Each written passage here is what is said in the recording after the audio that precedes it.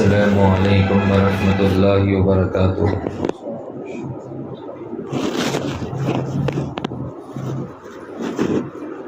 الحمد للہ رب العالمین نحمده ونستعینه ونستغفره ونؤمن به ونتوکل علیہ ونعوذ باللہ من شرور انفسنا ومن سیئات اعمالنا من يهده الله فلا مضل له ومن يضلل فلا هادي له ونشهد أن لا إله إلا الله وحده لا شريك له ونشهد أن سيدنا ومولانا محمدا عبده ورسوله الذي أرسل إلى الناس كافة للناس بشيرا ونذيرا وداعيا إلى الله بإذنه وسراجا منيرا وصلى الله تعالى على خير خلقه محمد وعلى آله وأصحابه وبارك وسلم تسليما كثيرا كثيرا أما بعد فأعوذ بالله من الشيطان الرجيم بسم الله الرحمن الرحيم أقم الصلاة لدلوك الشمس وإلى غسق الليل وقرآن الفجر إن قرآن الفجر كان مشهودا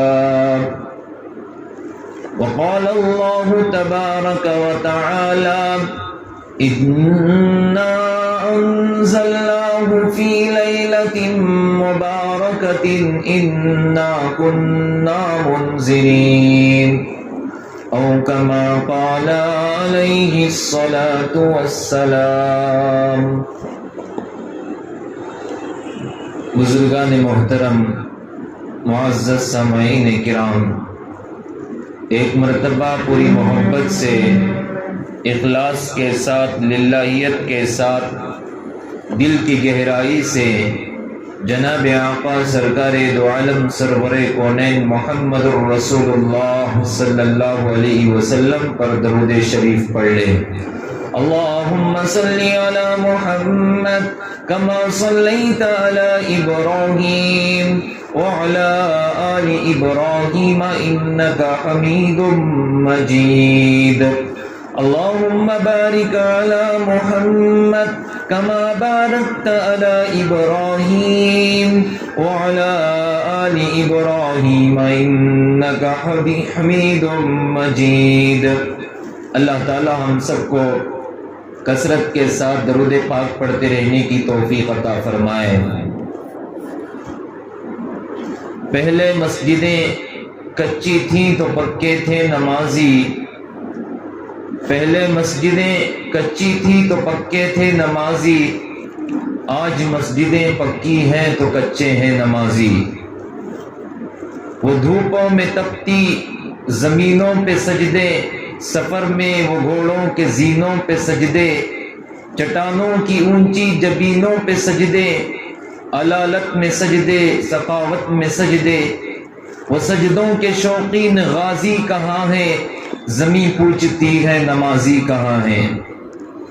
معزز سامعین کرام، میرے محترم بزرگوں اور دوستوں اور ہنور کے غیور نوجوانوں، اللہ رب العزت نے حضرت محمد الرسول اللہ صلی اللہ علیہ وسلم کو اس دنیا میں سب سے آخری نبی بنا کر بھیجا ہے، اور ان کے بعد آنے والی نسلوں کو اللہ رب العزت نے آخری امت ہونے کا شرف حاصل کیا ہے۔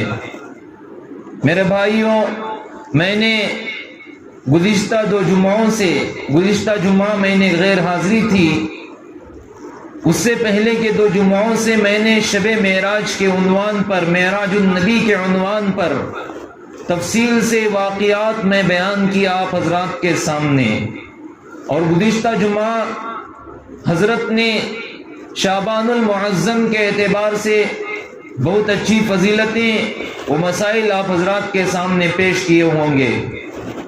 میرے بھائیوں، جیسا کہ شعبان المعظم کا مہینہ شروع ہو چکا ہے، اللہ تعالیٰ نے ہمیں یہ مہینہ پھر سے نصیب فرمایا ہے۔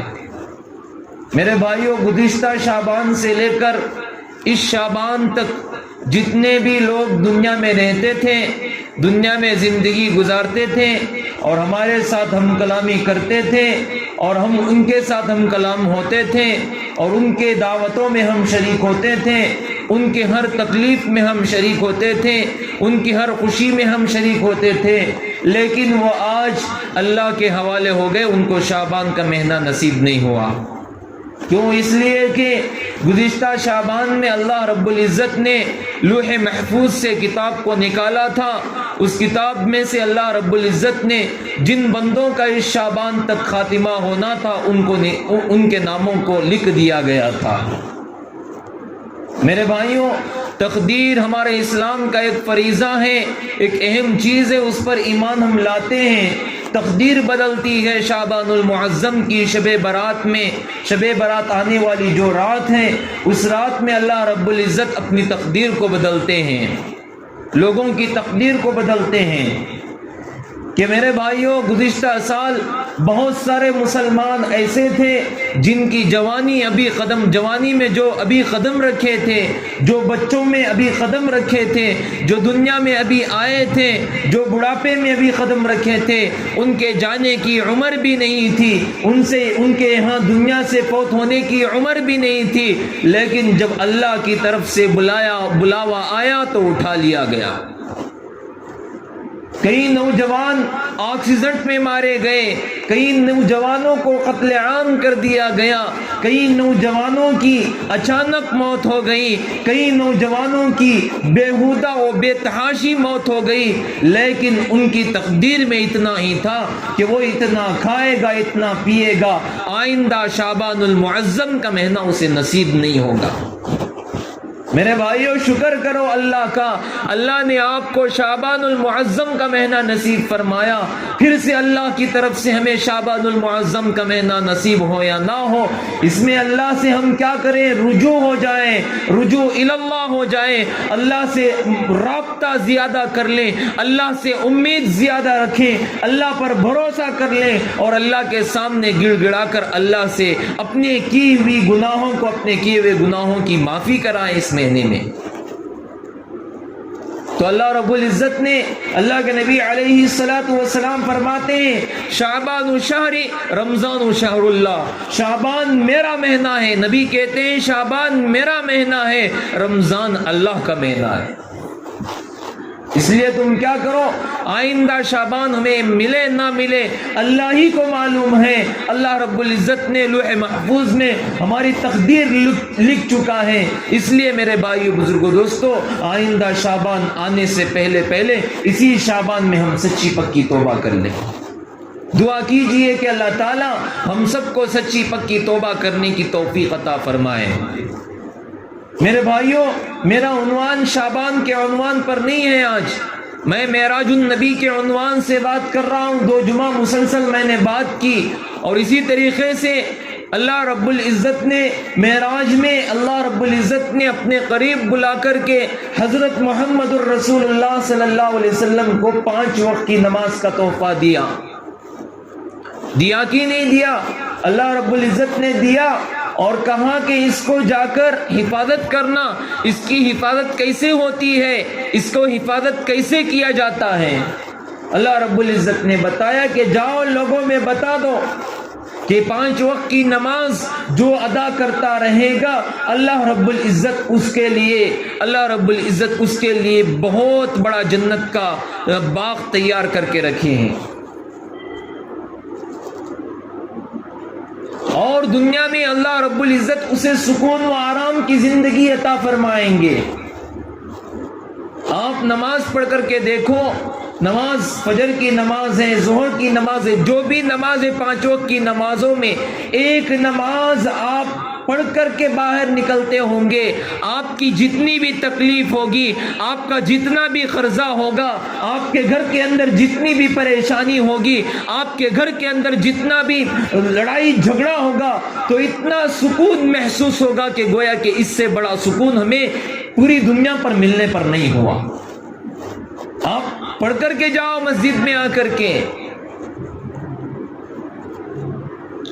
ایسا سکون ہمیں کہیں بھی نہیں ملتا، نہ دنیاوی دولت میں ملتا ہے، نہ دنیاوی کاروبار میں ملتا ہے، نہ گھر بنانے میں ملتا ہے، نہ آرامگی محسوس کرنے میں ملتا ہے۔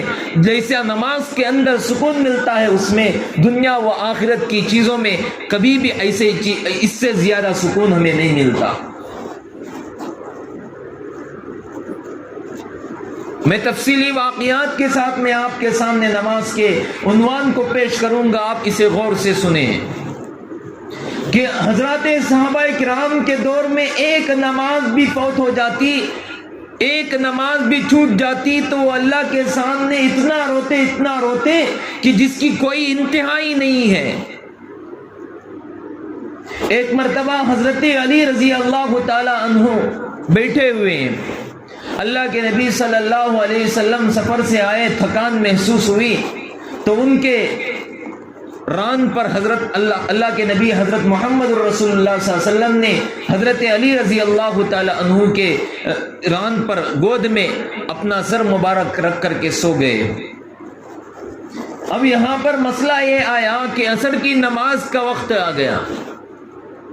حضرت علی رضی اللہ تعالی عنہ تہجد کے پابند تھے، تہجد گزار تھے، کبھی ان کی اشراق کی چاش کی نماز نہیں چھوٹتی تھی، کبھی ان کے مغرب کے بعد کی جو 6 رکعت اوابین ہے نفل نماز ہے وہ بھی نہیں چھوٹتی تھی۔ اتنے پاکیزہ، اتنے بڑے اللہ کے برگزیدہ ولی، اللہ کے نبی صلی اللہ علیہ وسلم ان کے گود میں سر رکھ کر کے سوئے ہوئے ہیں۔ نماز کا وقت آ گیا اور دل میں یہ ہیبت طاری ہوئی کہ میری نماز چھوٹ جائے گی، میں کیا کروں گا؟ اگر میں اللہ کے نبی صلی اللہ علیہ وسلم کو میرے گود سے ان کو جگا دیا تو میرے لیے بہت بے عزتی کی بات ہوگی، اب اٹھائیں گے تو بھی بے عزت، اب نماز نہ پڑھیں گے تو بھی گناہ گار، کریں تو کیا کریں؟ اللہ کے نبی ہیں اور اللہ تبارک و تعالیٰ نے ان کو اپنا دیدار کرایا ہے۔ اللہ رب العزت نے پوری دنیا کا رسول اور آخری رسول بنایا ہے، اس رسول کے سر کو میں اپنے گود سے کیسے اٹھا سکتا ہوں؟ یہ بات ان کے دل میں ہیبت طاری ہو گئی۔ اور نماز، اللہ کے نبی نے بیان کی تھی کہ نماز ہر آدمی کے لیے، ہر آدمی کے بدن کے اندر جو سر ہوتا ہے اس طرح کا ہے نماز کا درجہ، کہ اس کی اگر زندگی میں نماز نہیں تو اس کا ایمان بھی نہیں۔ کیا فرماتے ہیں؟ آدمی کو نماز آدمی اگر نماز چھوڑ دیتا ہے تو اس آدمی کو وہ نماز چھوڑنے کی وجہ سے وہ آدمی کفر میں پہنچ جاتا ہے، کافر ہونے کے درجے تک پہنچ جاتا ہے۔ اتنی بڑی وعیدیں ہیں اللہ کے نبی نے بتائی ہیں حضرت علی رضی اللہ تعالی عنہ کو۔ حضرت علی رضی اللہ تعالی عنہ کریں تو کیا کریں، عصر کا وقت گزر گیا، مغرب کا ٹائم، سورج غروب ہونے لگا۔ جب حضرت علی رضی اللہ تعالی عنہ کے آنکھوں سے آنسو جاری ہوئے تو اللہ کے نبی صلی اللہ علیہ وسلم کے چہرے مبارک پر پڑے تو نبی صلی اللہ علیہ وسلم بیدار ہو گئے۔ حضرت علی رضی اللہ تعالی عنہ نے جیسے ہی اللہ کے نبی صلی اللہ علیہ وسلم اٹھے، حضرت علی رضی اللہ تعالی عنہ کو کہا کہ علی کیوں اتنا رو رہے ہو، کیوں اتنا پریشان ہو رہے ہو؟ وہ کہنے لگے اللہ کے نبی صلی اللہ علیہ وسلم میری عصر کی نماز فوت ہو گئی، میرے عصر کی نماز کیا ہو گئی؟ فوت ہو گئی ہے، میرا دل جل رہا ہے، میرا جسم تھر تھر کانپ رہا ہے، ایک نماز میں نے چھوڑ دی، کہیں ایسا نہ ہو جائے کہ میں کافر بن جاؤں، کہیں ایسا نہ ہو جائے کہ میں مشرک ہو جاؤں، کہیں ایسا نہ ہو جائے کہ میں اللہ کو انکار کرنے والا ہو جاؤں۔ اللہ کے نبی صلی اللہ علیہ وسلم اس بات کو سننا تھا کہ اللہ تبارک و تعالیٰ نے اللہ کے سامنے اللہ کے نبی ہاتھ اٹھائے اور ہاتھ اٹھا کر کے دعا مانگی، اللہ تبارک و تعالیٰ سے دعا مانگی، اے اللہ تبارک و تعالیٰ، اے اللہ تبارک و تعالیٰ اس علی کی نماز عصر کو کیا کر دے، خزاں میں سے ادا بنا دے۔ تو جو سورج غروب ہوا تھا، حضرت اسماء رضی اللہ تعالی عنہا فرماتی ہے میں دیکھ رہی تھی کہ جو سورج غروب ہوا تھا وہ غروب کے دور تک پہنچ چکا تھا، سمندر کی تہ تک پہنچ چکا تھا، وہ سورج دوبارہ واپس آ گیا، وہ سورج دوبارہ واپس آ گیا اور عصر کے نماز کا وقت ہو گیا۔ حضرت علی رضی اللہ تعالی عنہ نے قضا نماز نہیں پڑھی بلکہ ادا نماز پڑھی، جو نماز کا وقت ہوتا ہے وہ نماز کے وقت میں نماز ادا کی۔ اتنا غمگین حضرات صحابہ کرام رضی اللہ تعالی علیہ مجمعین، جو نماز کو چھوڑنے سے، وہ بھی بلا عذر نہیں چھوڑا، جان بوجھ کر نہیں چھوڑا کہ ان کو خواہ مخواہ نماز چھوڑنے کے وہ عادی نہیں تھے، لیکن پھر بھی انہوں نے نماز چھوڑنے پر کیا کیا، اپنے آپ کو برا سمجھا، گنہگار سمجھا، تو اللہ تبارک و تعالیٰ نے ان کی آہ کو سن لیا۔ میرے بھائیوں، حضرت صحابہ کرام کے دلوں میں، ان کی عزتوں میں، ان کے جسموں کے اندر ایمان ایسا بھرا ہوا تھا کہ وہ آج ہمارے اندر ایمان نہیں ہے۔ آگے چلیے اولیاء کرام کے واقعات سنتے ہیں، آپ بھی سنے ہوں گے واقعہ۔ حضرت پیران پیر فیض سبحانی شیخ عبد القادر جیلانی رحمت اللہ علیہ، طالب علم کا زمانہ ہے، وہ زمانے طالب علم سے گزر رہے ہیں کہ مدرسے میں تھے، مدرسے میں استاد سبق پڑھا رہے تھے، اس سبق کے دوران کیا کیا، بچوں کی ہمت افزائی استاد کرتے ہیں، اساتذہ کرتے ہیں، ٹیچر کرتے ہیں کہ بچوں کو شوق دلاتے ہیں کہ یہ چیز کرنے سے کیا ہو، بچے کس طرح آگے بڑھتا ہے، کون سا بچہ آگے بڑھتا ہے، کون سا بچہ پیچھے رہ جاتا ہے۔ بچوں کی تربیت کرنے میں سب سے زیادہ استاد کی نگرانی ہوتی ہے۔ استاد نگرانی کرتا ہے کہ بچہ کون سا زیادہ چالاک ہے، کون سا زیادہ اچھا پڑھنے والا ہے، کون سا کمزور ہے۔ بچے کو دیکھ کر پرکھ لیتے ہیں کہ استاد بچہ کتنا زیادہ ذہین ہے اور کتنا زیادہ سچا ہے، کتنا زیادہ پڑھنے والا ہے، اچھا پڑھنے والا ہے، دیکھ کر سمجھ لیتے ہیں استاد۔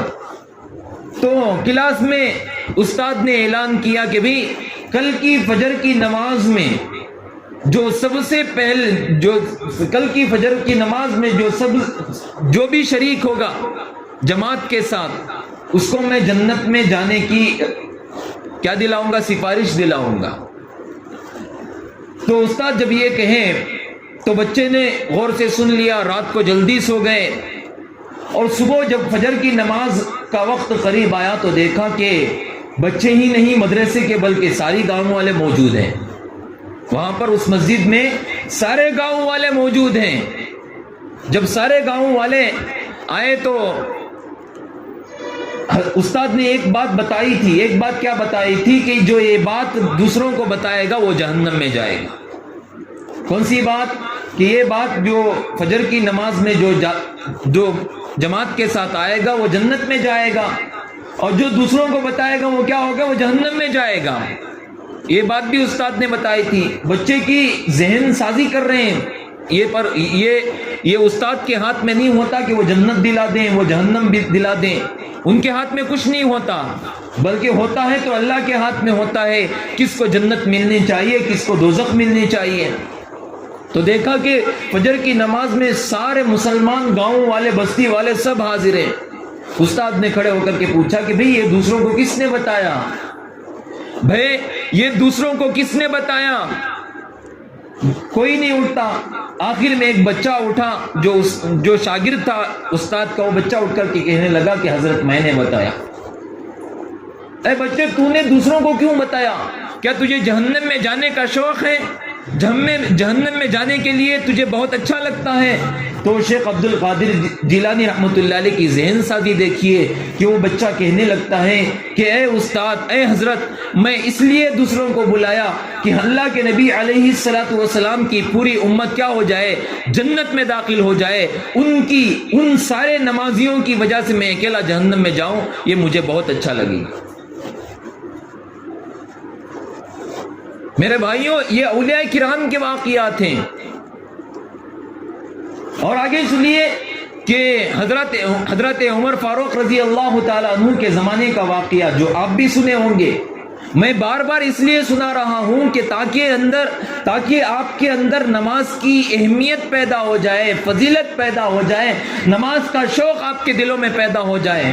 اس لیے سنا رہا ہوں کہ ایک بوڑھی عورت تھی، وہ بوڑھی عورت کیا کرنے لگی، ایک مٹی کا تیل جو ہوتا ہے وہ تیل لے کر کے راستے سے گزرنے لگی۔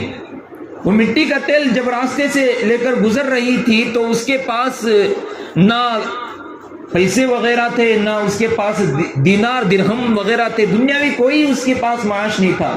وہ غریب بوڑھی عورت تھی، تیل کے علاوہ کچھ بھی نہیں تھا اس کے پاس۔ وہ بیچنے کے لیے لے کر جا رہی تھی تو راستے میں وہ تیل کیا ہو گیا، ٹھوکر لگنے کی وجہ سے وہ تیل زمین پر گر گیا۔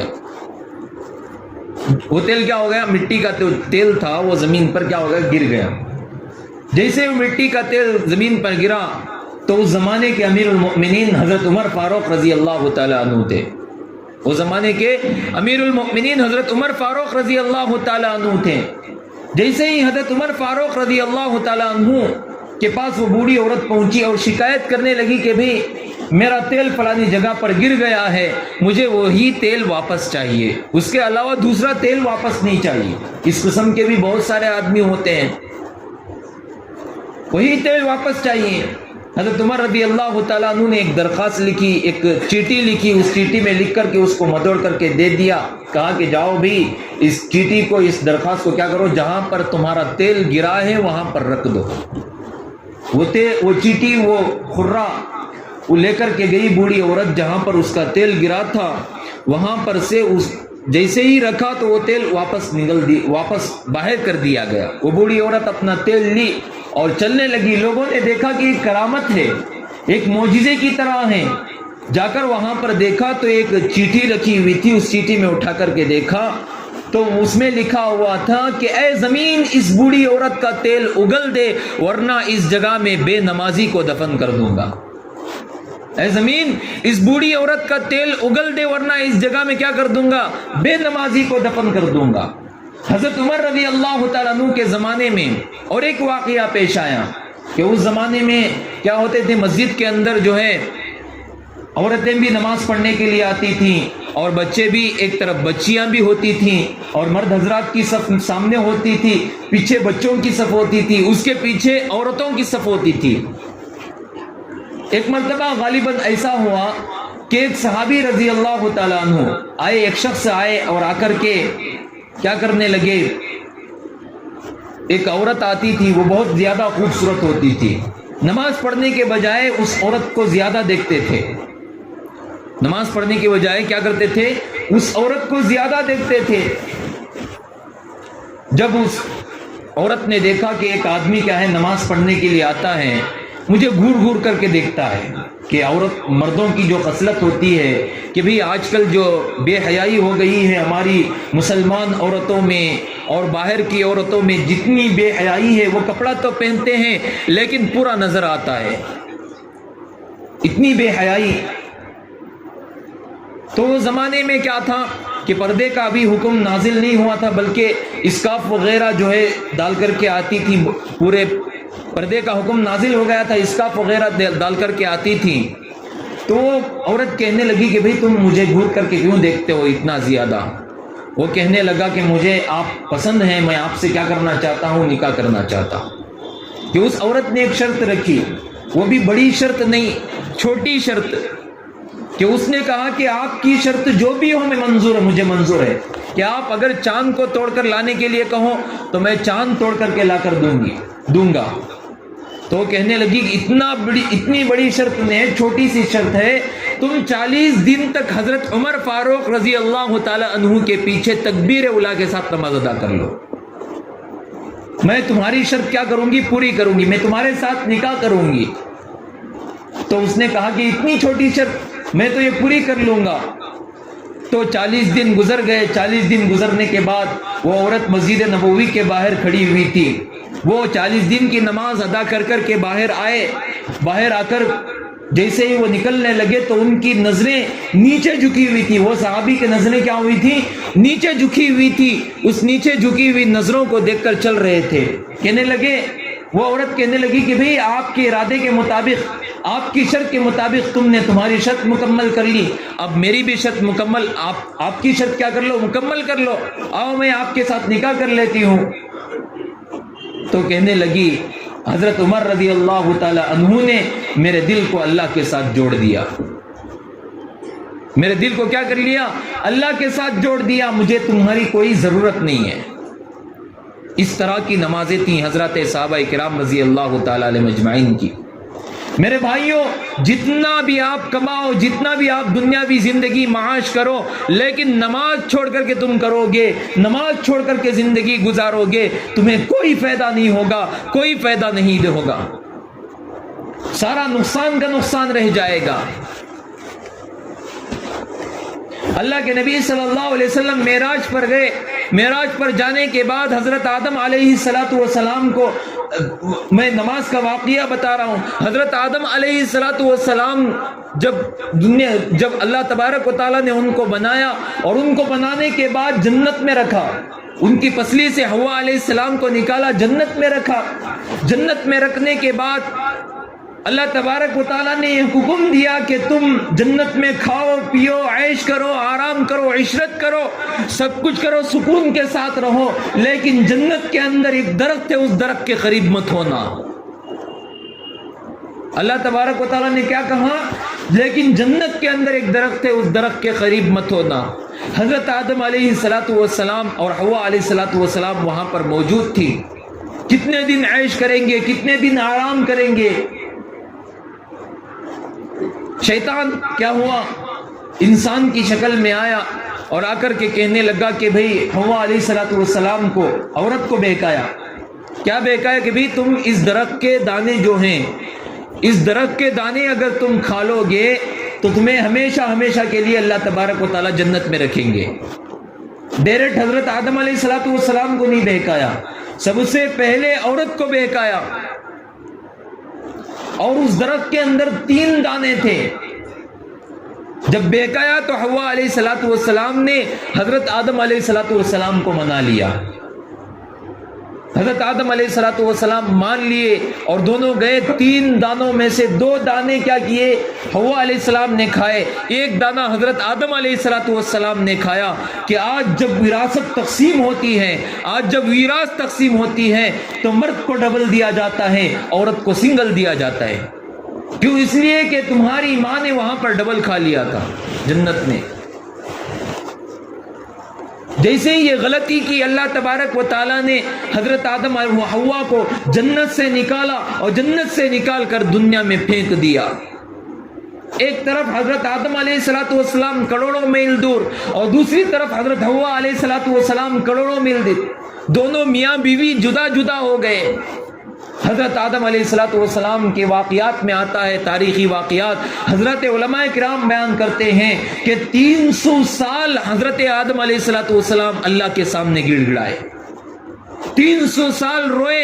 300 سال رونے کے بعد ایک صبح ایسی ہوئی کہ اللہ تبارک و تعالیٰ کو رحم آیا اور اللہ تبارک و تعالیٰ نے کہا کہ اے آدم، آج میں تجھ کو معاف کرنے والا ہوں، آج میں تجھ کو کیا کرنے والا ہوں؟ معاف کرنے والا ہوں۔ اگر تو یہ دعا پڑھے گا میں تجھے معاف کروں گا، بلکہ تو ہی نہیں، قیامت تک جو کوئی بھی آئے گا اس دعا کو پڑھتا جائے گا، میں اس کو معاف کرتا چلا جاؤں گا۔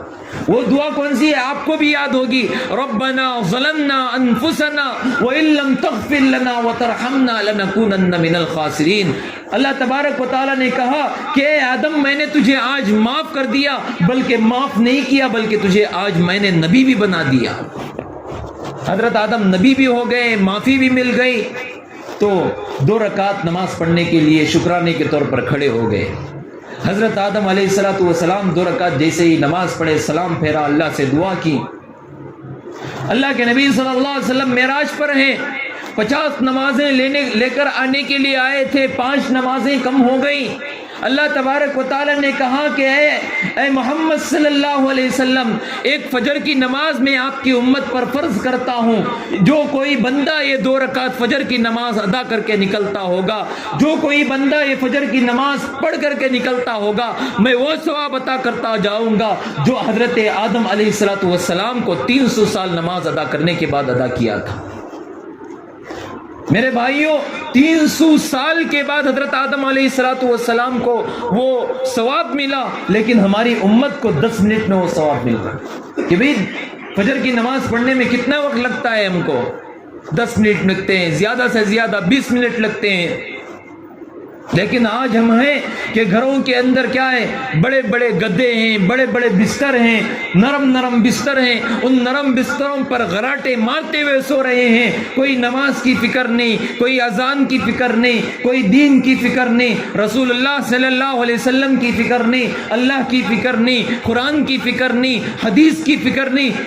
دنیاوی چیزیں اس کے ذہن میں بھری ہوئی ہیں، خوابوں میں آتے ہیں تو دنیا آتی ہے، خیالوں میں آتا ہے تو دنیا آتی ہے، لیکن دنیاوی چیزوں میں اتنا گرے ہوئے ہیں کہ ہم نے آخرت کو بھول لیے۔ اللہ تبارک و تعالیٰ نے کہا کہ فجر کی نماز تمہاری امت پر 2 رکعت فرض کر دی گئی۔ اب آیا ظہر کا مسئلہ۔ حضرت ابراہیم علیہ السلام اپنے بیٹے کو حضرت اسماعیل کو لے کر ذبح کرنے کے لیے نکل پڑے۔ حضرت ذبح کرنے کے لیے جیسے ہی نکل پڑے، بیابان جنگل تھا، اللہ تبارک و تعالیٰ نے فرمایا ستجدنی انشاءاللہ من الصابرین۔ اللہ نے قرآن پاک میں بیان کیا، وہ اپنے بچے کو کیا کیے، لے کر نکل پڑے ذبح کرنے کے لیے۔ حضرت ابراہیم علیہ السلام اسماعیل کو ذبح کرنے کے لیے نکل پڑے، اور سامنے حضرت اسماعیل لیٹے ہوئے تھے اور بازو میں حضرت ابراہیم علیہ السلام چھری تیز کر رہے تھے۔ جیسے ہی چھری تیز کر رہے تھے، اسماعیل نے کہا کہ ابا مجھے الٹا لٹا دو، مجھے الٹا لٹا کر کے ذبح کرو تاکہ میری صورت آپ کو نظر نہ آئے، بچہ کر کر کے مجھے رحم کر دیا جائے۔ حضرت اسماعیل علیہ السلام الٹا لیٹ گئے۔ جیسے ہی ذبح کرنے لگے تو اللہ تبارک و تعالیٰ نے کہا کہ جبرائیل، بات بالکل پکی ہونے والی ہے، حضرت جبرائیل علیہ السلام اس جنت سے دمبا لے کر کے جاؤ اور اسماعیل کو ہٹا کر کے دمبے کو رکھو۔ حضرت ابراہیم علیہ السلام نے چھری چلائی تو کس پر چلائی؟ ایک دمبے پر چلائی، ایک جانور پر چلائی۔ تو اللہ تبارک و تعالیٰ نے کہا کہ تم نے سچ کر کے بتایا ابراہیم، تم نے سچ کر کے بتایا۔ اللہ نے قرآن پاک میں بیان فرمایا سلام علی ابراہیم، سلام ہو ابراہیم علیہ السلام پر، سچ کر کے بتایا۔ تو دیکھا کہ بچہ ذبح ہو گئی، قربانی قبول ہو گئی۔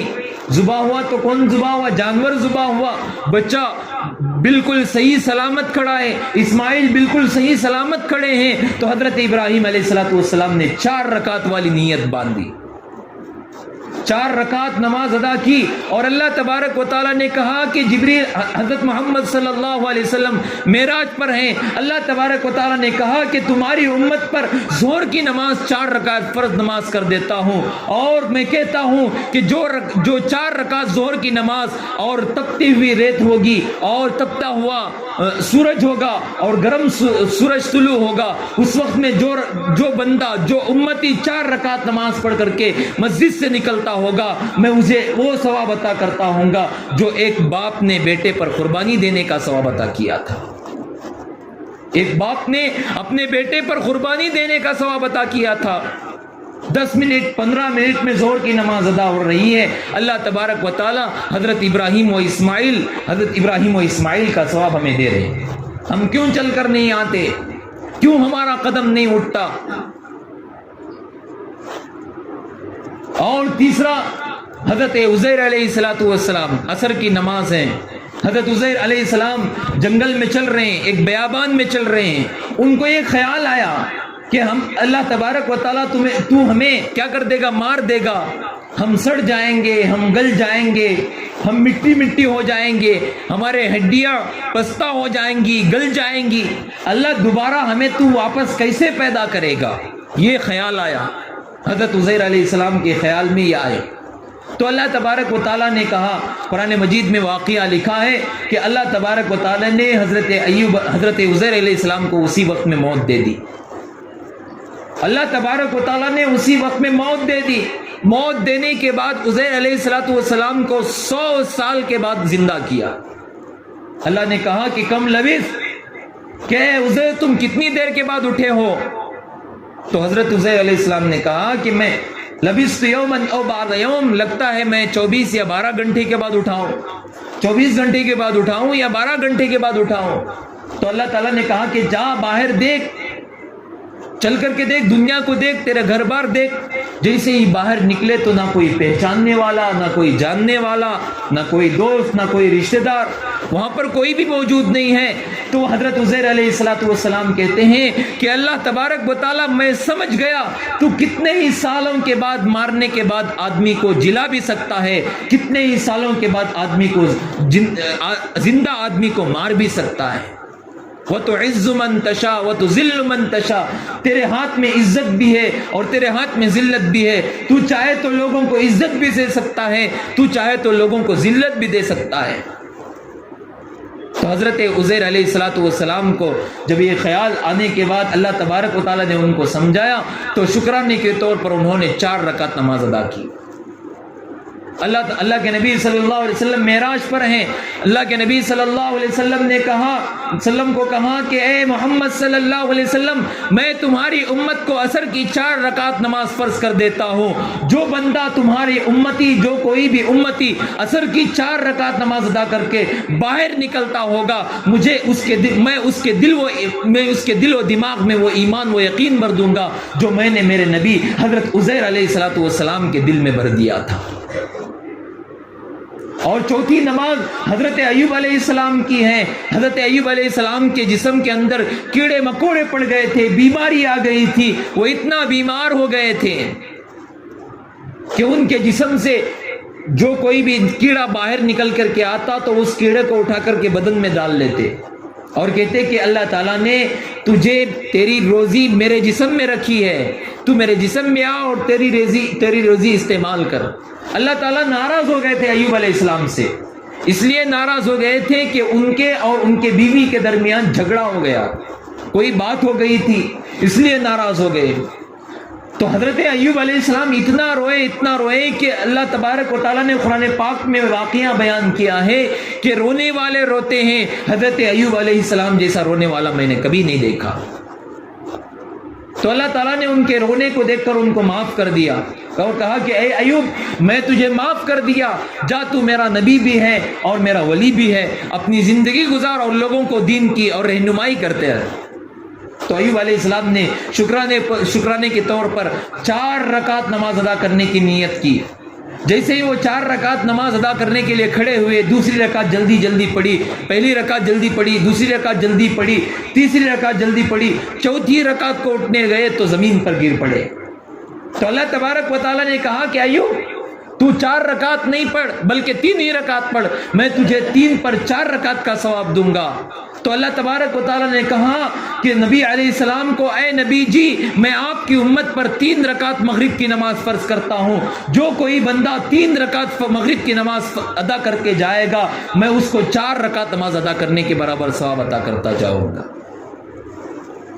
اور 5ویں نماز اللہ کے نبی نے کہا کہ اللہ تبارک و تعالیٰ فجر کی نماز میں تو نے آدم کا ثواب رکھا، ظہر کی نماز میں حضرت ابراہیم کا ثواب رکھا، عصر کی نماز میں حضرت عزیر کا ثواب رکھا، مغرب کی نماز میں حضرت ایوب کا ثواب رکھا۔ اے اللہ، میں ایک نماز میری طرف سے تو دے دے، ایک نماز میرے لیے تو دے دے۔ تو اللہ تبارک و تعالیٰ نے کہا کہ عشاء کی نماز پہلی امتوں نے، پہلے نبیوں نے، کسی نبی نے نہیں پڑھی، پہلی امتوں نے نہیں پڑھی، میں تمہارے اوپر 4 رکعت عشاء کی نماز فرض ادا کرتا ہوں، تمہاری امت پر فرض کرتا ہوں۔ اللہ تبارک و تعالیٰ نے کہا کہ جو کوئی بندہ عشاء کی فرض نماز ادا کر کے نکلتا ہوگا، میں اس کے ہاتھ میں نبی صلی اللہ علیہ وسلم کا دامن دے دوں گا۔ عشاء کی نماز کیا ہوتی ہے، ہمیں بھاری معلوم ہوتی ہے، کہ ہم عشاء کی نماز میں کھانے وغیرہ میں مشغول رہ جاتے ہیں، سونے کی فکر و معاش میں مشغول ہو جاتے ہیں۔ آج کل کا زمانہ ایسا ہے کہ میرے بھائیوں، لوگ راتوں کو دیر دیر سے سوتے ہیں اور عشاء کی نماز کا انہیں پتہ بھی نہیں ہوتا، اور فجر کی نماز میں اٹھتے ہی نہیں، وہ آدھی نیند میں ہوتے ہیں۔ ایسا حال ہے مسلمانوں کا۔ اللہ تبارک و تعالی حشر کے میدان میں کہے گا، حشر کے میدان میں اللہ تبارک و تعالی کی تجلی سامنے آئے گی، اللہ تعالیٰ کہے گا سجدہ کرو، جو سجدہ کرنا چاہتا ہے میرے سامنے سجدہ کرو۔ اللہ تبارک و تعالیٰ جب دیکھیں گے تو 5 وقت کے جو نمازی ہیں، پکے نمازی، 5 وقت کے جو نمازی ہیں، پکے نمازی، وہ سجدے میں گر جائیں گے۔ اللہ تعالیٰ فرشتوں سے کہے گا ان سجدے کرنے والوں کو اٹھاؤ اور سیدھا جنت میں پہنچا دو، اور باقی جو بچیں گے بے نمازی، کوئی فجر کی نماز پڑھ رہا ہے، کوئی ظہر کی نماز چھوڑ رہا ہے، فجر کی نماز پڑھتا ہے، ظہر کی نماز نہیں پڑھتا، ظہر کی نماز پڑھتا ہے، عصر کی نماز نہیں پڑھتا، یہ بچیں گے، اور کوئی نماز ہی نہیں پڑھتا، یہ بچیں گے، اور کفر و شرک کرنے والے بچیں گے، اور اللہ کو انکار کرنے والے بچیں گے۔ اللہ تعالیٰ کہے گا میرے سامنے سجدہ کرو، تو وہ سجدہ کرنے جائیں گے۔ کیا کریں گے؟ وہ سجدہ کرنے کے لیے سامنے جائیں گے، جیسے ہی وہ رکوع کے درمیان تک پہنچیں گے تو ان کی چیخ نکلے گی، اس طرح کی چیخ ہوگی کہ اس چیخ سے لوگ بے ہوش ہو جائیں گے، تو وہ دوبارہ اٹھ کر کے کھڑے ہو جائیں گے، اور اللہ کہے گا میرے سامنے سجدہ کرو۔ اگر کوئی جنت میں جانا چاہتا ہے تو میرے سامنے سجدہ کرو، پھر جھکیں گے تو تکلیف کی وجہ سے وہ کیا ہوں گے؟ پھر اٹھ کر کھڑے ہو جائیں گے۔ تو کیا ہوگا؟ اللہ کے نبی صلی اللہ علیہ وسلم حدیث پاک میں آتا ہے کہ اللہ تبارک و تعالیٰ ان کی پنڈلیوں میں، ان کی کمر میں جہنم کا لوہا لگا دے گا، ان کی پنڈلیوں میں جہنم کا لوہا لگا دے گا، اس کی تپتی ہوئی اس کی گرمی ایسی ہوگی کہ جب وہ جھکے گا تو اسے تکلیف ہوگی۔ اللہ تعالیٰ کہیں گے فرشتوں ان لوگوں کو اپنے پاؤں کے بل کھینچو، گھسیٹتے ہوئے جہنم میں لے کر پہنچا دو۔ میرے بھائیوں، اللہ تبارک و تعالیٰ تمہیں یہاں پر روزانہ بلانے کے لیے روزانہ بلا رہا ہے، نماز پڑھنے کے لیے، اللہ کے سامنے گڑ گڑانے کے لیے، سجدہ کرنے کے لیے۔ آج ہم کیا سمجھتے ہیں؟ زنا کرنے کو گناہ سمجھتے ہیں، نماز کا چھوڑ دینا زنا کرنے سے بھی بڑا جرم ہے، اور ہم سمجھتے ہیں قتل کرنے کو گناہ سمجھتے ہیں، نماز کا چھوڑ دینا قتل کرنے سے بھی بڑا جرم ہے، اور ہم جھوٹ بولنے کو گناہ سمجھتے ہیں، نماز کا چھوڑ دینا جھوٹ بولنے سے بھی بڑا جرم ہے۔ اس لیے میرے بھائیو بزرگو دوستو، آج ہم ارادہ کریں کہ ہم ہنور والے ہی نہیں، ساری دنیا کے مسلمان ارادہ کریں کہ ہم آج سے سچی پکی توبہ کریں گے۔ جو نمازیں ہماری چھوٹی ہیں ان نمازوں کا ہم کفارہ ادا کریں گے، جو نمازیں ہمیں پڑھنے والے ہیں، ہمیں زندگی میں ملی ہے، ان نمازوں کو ہم ادا کرنے کی کوشش کریں گے، اپنی زندگی کے اندر بجا لائیں گے۔ ہم اپنے گھروں میں بچوں کو کیا کریں گے؟ نماز پڑھنے کی تلقین کریں گے، ہم اپنی عورتوں کو نماز پڑھنے کی تلقین کریں گے، ہم خود نمازی ہوں گے، ہم دوسروں کو بھی نماز پڑھنے کے لیے دعوت دیں گے۔ ارادہ کرو بھی انشاءاللہ اللہ تبارک و تعالی ہم سب کو سچا پکا نمازی بنائے۔ اللہ تبارک و تعالی ہم سب کو 5 وقت کی نماز خشوع اور خضوع کے ساتھ ادا کرنے کی توفیق عطا فرمائے۔ اور بھی نماز کی بہت سارے فضائل ہیں، مسائل ہیں، لیکن میں آپ کے سامنے، میرا پاس وقت نہیں ہے کہ آئندہ جمعہ جو ہے شعبان المعظم کے فضائل و مسائل بھی بیان کرنا پڑتا ہے۔ اگر کبھی موقع ملے تو انشاءاللہ نماز کے عنوان پر بیان کروں گا، نماز کے فضائل و مسائل پر بیان کروں گا۔ اللہ تبارک و تعالیٰ سے دعا ہے کہ اللہ تعالیٰ ہم سب کو کہنے سننے سے زیادہ عمل کی توفیق عطا فرمائے، آمین۔ وآخر دعوانا الحمدللہ رب العالمین۔ جو حضرات سنت نہ پڑھیں سنتوں سے فارغ ہوتے ہیں۔